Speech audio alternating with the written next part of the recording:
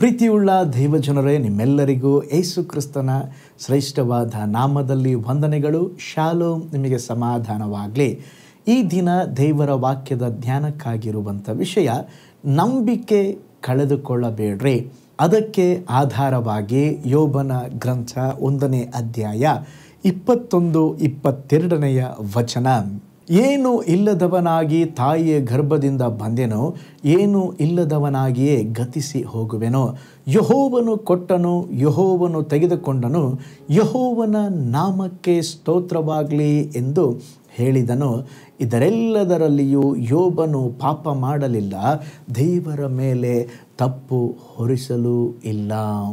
ನೋಡ್ರಿ, ಈಗ ಓದಿದ ವಾಕ್ಯ ಭಾಗದಲ್ಲಿ ಎಲ್ಲವನ್ನ ಕಳಕೊಂಡ ಪರಿಸ್ಥಿತಿಯಲ್ಲಿ ಸ್ತೋತ್ರ ನಿರಾಶನಾಗಿ ಒಂಟಿಯಾಗಿ ನಿಂತುಕೊಂಡ ವೇಳೆಯಲ್ಲಿ ಕೂಡ ಯೋಬನು ಪಾಪ ಮಾಡಲಿಲ್ಲಂತೆ, ದೇವರ ಮೇಲೆ ತಪ್ಪುಗಳನ್ನು ಹೊರಿಸಲೂ ಇಲ್ಲ. ನೋಡ್ರಿ, ಯೋಬನು ಮಕ್ಕಳನ್ನು ಕಳ್ಕೊಂಡ, ಪ್ರಾಣಿಗಳನ್ನು ಕಳ್ಕೊಂಡ, ಆಸ್ತಿ ಪಾಸ್ತಿಯನ್ನು ಕಳ್ಕೊಂಡ, ಸ್ತೋತ್ರ ಶರೀರವೆಲ್ಲ ರೋಗದಿಂದ ಬಾಧಿಸಲ್ಪಡ್ತೋ.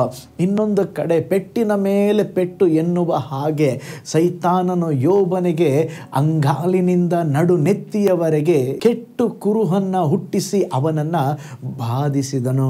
ಇದು ಸಾಲದೆಂಬಂತೆ ಅವನ ಹೆಂಡತಿ, ನೀನು ದೇವರನ್ನು ದೂಷಿಸಿ ಸಾಯಿ ಎಂಬುದಾಗಿ ಹೇಳಿ ಹೊರಟೇ ಬಿಟ್ಟಳು.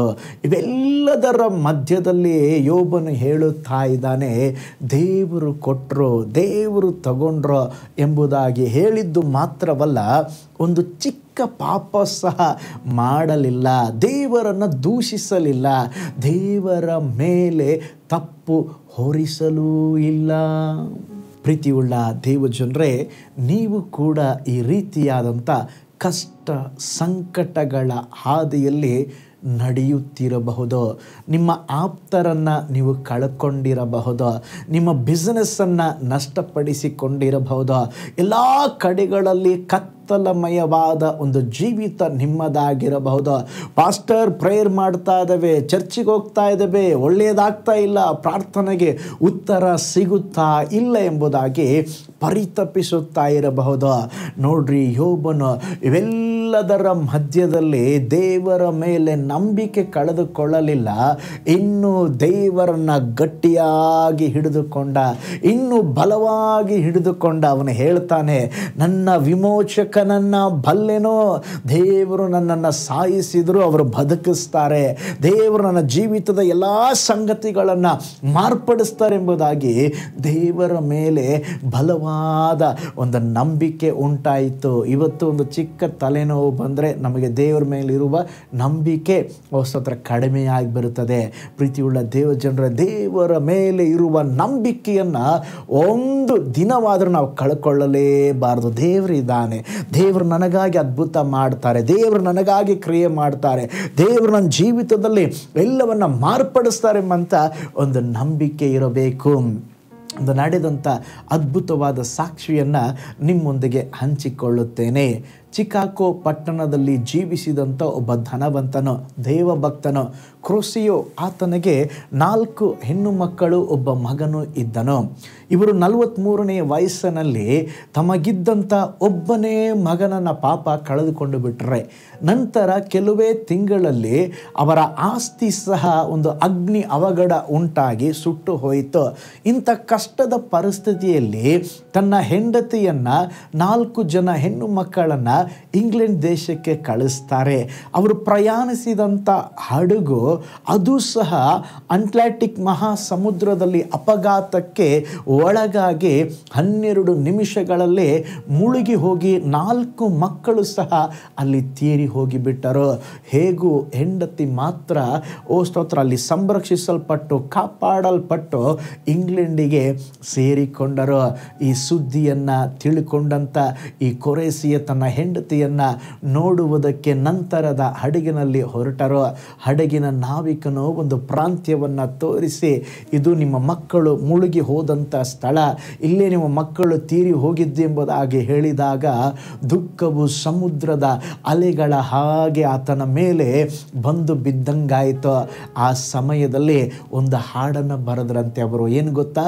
ದೇವರ ಮೇಲೆ ಕೋಪಗೊಂಡು ಹಾಡು ಬರೆಯಲಿಲ್ಲ. ಅವರು ಹಾಡು ಬರೆದ್ರು, ಸಮಾಧಾನವು ನದಿಯ ಹಾಗೆ ನನ್ನ ಜೀವಿತದಲ್ಲಿ ವಿಸ್ತರಿಸಿದರು, ದುಃಖವು ಸಮುದ್ರದ ಅಲೆಗಳ ಹಾಗೆ ನನ್ನ ಮೇಲೆ ಉರುಳಿದರು, ನನ್ನ ಜೀವನದಲ್ಲಿ ಏನು ನಡೆದರೂ ಕರ್ತನೇ ನೀನೇ ನನಗೆ ಸಮಸ್ತವನ್ನು ಕೊಟ್ಟಿದ್ದೀರಾ, ಸಮಸ್ತವು ಮೇಲಿಗಾಗಿಯೇ, ಸಮಸ್ತವು ಒಳ್ಳೆಯದಕ್ಕಾಗಿಯೇ ನೀವು ಮಾಡಲಿಕ್ಕಿದ್ದೀರಾ, ನಿಮಗೆ ಸ್ತೋತ್ರ ಎಂಬಂಥ ಒಂದು ಅದ್ಭುತ ಹಾಡನ್ನು ಬರೆದ್ರಂತೆ.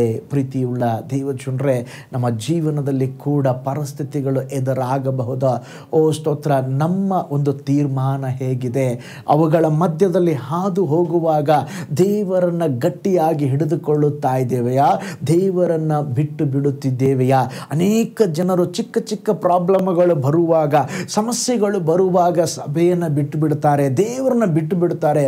ಹಂಗಲ್ಲ, ನಮ್ಮ ಜೀವಿತದಲ್ಲಿ ಹಲ್ಲೆಲೂಯ, ಓ ಸ್ತೋತ್ರ, ಯೋಬನ ಒಂದು ಜೀವನ ಉದಾಹರಣೆ ಹಾಗೆ ನಾವು ತೆಗೆದುಕೊಂಡು ಏನು ನಡೆದರೂ ನನ್ನ ಜೀವಿತದಲ್ಲಿ ದೇವರು ಒಳ್ಳೆಯದನ್ನು ಮಾಡಲಿಕ್ಕಿದ್ದಾರೆ, ಎರಡರಷ್ಟು ಆಶೀರ್ವಾದ ಬರಲಿಕ್ಕಿದೆ, ನಾನು ದೇವರನ್ನು ಗಟ್ಟಿಯಾಗಿ ಬಲವಾಗಿ ಹಿಡಿದುಕೊಳ್ತೇನೆಂಬುದಾಗಿ ಹಿಡಿದುಕೊಳ್ಳ್ರೆ, ನಿಶ್ಚಯವಾಗಿ ನಿಮ್ಮ ಜೀವಿತದಲ್ಲಿ ಸಹ ದೇವರು ಸಂಗತಿಗಳನ್ನು ಬದಲಾಯಿಸ್ತಾರೆ. ಗುಣಗುಟ್ಟಬೇಡ್ರಿ, ದೇವರನ್ನು ದೂಷಿಸಬೇಡ್ರಿ, ನಂಬಿಕೆಯನ್ನು ಬಿಟ್ಟು ಹೋಗಬೇಡ್ರಿ. ಪ್ರತಿಯೊಂದು ಪರಿಸ್ಥಿತಿಗಳ ಮಧ್ಯದಲ್ಲಿ ದೇವರಿಗಾಗಿ ಜೀವಿಸುವುದಕ್ಕೆ, ದೇವರೊಂದಿಗೆ ಬಾಳುವುದಕ್ಕೆ ನಿಮ್ಮನ್ನು ಒಪ್ಪಿಸಿಕೊಡ್ರಿ. ಪ್ರೀತಿಯುಳ್ಳ ದೇವಜನರೇ, ಯೋಬನ ಹಾಗೆ, ಆ ಕುರೇಸಿಯ ಹಾಗೆ ಕತ್ತಲೆ ತುಂಬಿದ ಪರಿಸ್ಥಿತಿಯಲ್ಲಿ ದೇವರ ಕಡೆಗೆ ಪುನಃ ದೃಷ್ಟಿಸಿ ನೋಡೋಣ. ಬೇಗನೆ ಬೆಳಕಿಗೆ ಬಂದ ಸಮಾಧಾನವನ್ನು ಹೊಂದಿಕೊಳ್ಳುವುದಕ್ಕೆ ಇದೊಂದೇ ಮಾರ್ಗ. ದೇವರು ಏನು ಮಾಡಿದರೂ ಅದನ್ನು ನಮ್ಮ ಹಿತಕ್ಕಾಗಿಯೇ ಮಾಡ್ತಾರೆ ಎಂಬುದಾಗಿ ನಂಬಿ ಜೀವಿಸೋಣ. ಏನು ಬಂದರೂ ಏನು ನಡೆದರೂ ನಿಮ್ಮ ಜೀವಿತದಲ್ಲಿ ನಂಬಿಕೆಯನ್ನು ಕಳೆದುಕೊಳ್ಳಬೇಡ್ರಿ. ಪ್ರಾರ್ಥನೆ ಮಾಡಿಕೊಳ್ಳೋಣ. ಪರಲೋಕದಲ್ಲಿ ವಾಸ ಮಾಡುವ ನಮ್ಮ ತಂದೆಯಾದ ದೇವರೇ, ಅಪ್ಪ, ಯೋಬನ ಜೀವಿತದಲ್ಲಿ ಸಂಭವಿಸಿದ ಘೋರ ದುರಂತದ ಮಧ್ಯದಲ್ಲಿ ಕೂಡ ನಿಮ್ಮ ಮೇಲಿರುವ ನಂಬಿಕೆಯನ್ನು ಕಿಂಚಂತೂ ಅವನು ಸ್ವಾಮಿ ದೇವರೇ ಬಿಟ್ಟು ಕೊಡಲಿಲ್ಲ, ಮರೆಯಲಿಲ್ಲ. ನಮ್ಮ ಜೀವಿತದಲ್ಲಿ ಸಹ ನಮ್ಮ ದೇವರ ಪ್ರಯಾಣದಲ್ಲಿ ಅನೇಕ ಕಷ್ಟಗಳು, ಸಮಸ್ಯೆಗಳು ಬರುವಾಗ ದೇವರೇ ಅಪ್ಪ, ನಿಮ್ಮ ಮೇಲೆ ನಮಗೆ ನಂಬಿಕೆ ಕಡಿಮೆ ಆಗಬಾರ್ದಪ್ಪ, ಇನ್ನೂ ಬಲವಾಗಿ ನಿಮ್ಮನ್ನು ನಂಬಿ ದೇವರು ಏನು ಮಾಡಿದ್ರು ಒಳ್ಳೆಯದಕ್ಕಾಗಿಯೇ ಮಾಡ್ತಾರೆಂಬುದಾಗಿ ನಮ್ಮ ಕಣ್ಗಳನ್ನು, ನಮ್ಮ ದೃಷ್ಟಿಯನ್ನು ನಿಮ್ಮ ಮೇಲಿಟ್ಟು ನಾವು ಮುಂದಕ್ಕೆ ಹೋಗಲಿಕ್ಕೆ ನಮಗೆ ಸಹಾಯ ಮಾಡಿರಿ. ಇಂಥ ಪರಿಸ್ಥಿತಿಯಲ್ಲಿ ಹಾದು ಹೋಗುವ ಪ್ರತಿಯೊಬ್ಬರಿಗಾಗಿ ನಾವು ಪ್ರೇಯರ್ ಮಾಡ್ತೇವೆ. ಬಲಪಡಿಸ್ರಿ, ದೃಢಪಡಿಸ್ರಿ. ಇದೆಲ್ಲ ಕಾರ್ಯಗಳ ಮಧ್ಯದಲ್ಲಿ ಒಂದು ಓವರ್ಕಮ್ ಮಾಡಲಿಕ್ಕೆ ಸಹಾಯ ಮಾಡಿರಿ. ಈ ವಿಡಿಯೋ ವಾಚ್ ಮಾಡಿದ ಪ್ರತಿಯೊಬ್ಬರನ್ನ ಬ್ಲೆಸ್ ಮಾಡಿರಿ. ಯೇಸುವಿನ ಹೆಸರಿನಲ್ಲಿ ತಂದೆಯೇ, ಆಮೇನ್. Price lord. ಹಾಗಾದರೆ ನಿಮ್ಮ ಜೀವಿತದಲ್ಲಿ ನಂಬಿಕೆಯನ್ನು ಕಳೆದುಕೊಳ್ಳಬೇಡ್ರಿ, ನಂಬಿಕೆಯನ್ನು ಬಿಟ್ಟು ಬಿಡಬೇಡ್ರಿ. ದೇವರನ್ನು ದೃಢವಾಗಿ ಗಟ್ಟಿಯಾಗಿ ಹಿಡಿದು ಜೀವಿಸ್ರಿ. ಓ ಸ್ತೋತ್ರ, ದೇವರು ನಿಮ್ಮ ಜೀವಿತದಲ್ಲಿ ಎಲ್ಲವನ್ನು ಬದಲಾಯಿಸುವರು. ನಾಳೆ ಮತ್ತೊಂದು ದೈನಂದಿನ ಜ್ಞಾನದಲ್ಲಿ ನಾನು ನಿಮ್ಮನ್ನು ಸಂಧಿಸ್ತೇನೆ. ನಾನು ನಿಮ್ಮ ಪ್ರೀತಿಯ ಸೇವಕ pastor Paul Joy. God bless you all.